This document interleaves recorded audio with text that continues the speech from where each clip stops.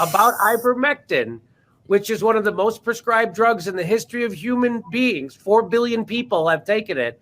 It was considered a miracle drug before COVID. They were even looking at it and how it could be helping to cure cancer. They were looking at it for that. But until COVID, and then of course they can't talk about it because it's inexpensive and it possibly could treat COVID. Now, we're still waiting for they have to have bigger trials, right? So what the CDC recommended was that they do bigger trials, right? But the problem is the only one who's equipped to do those type of trials is the government or big pharma.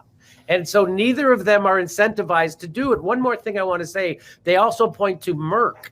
They said, hey, Merck, who makes ivermectin, says it's not supposed to be used for COVID-19. Well, Merck lost a patent on ivermectin in 1995, which is why people are now theorizing why this is happening, why the propaganda is to make you think it's not a human medicine when it is. The people who invented it won the Nobel Prize for it. It cures river blindness. It's been used extensively in Mexico to fight COVID. The head of the Doctors Association in Japan recommended that that ivermectin be used for everybody who gets COVID. So again, as you said before, these aren't lefty podcasters who are coming up with something. I'm repeating studies from the NIH. I'm repeating what the CDC is recommending. I'm repeating what the leading doctors treating COVID are doing, and I'm one of the people inside their study. I'm a data point. There's no price to pay for Rolling Stone, Rachel Maddow, and everybody else who tweeted out that bogus Oklahoma story.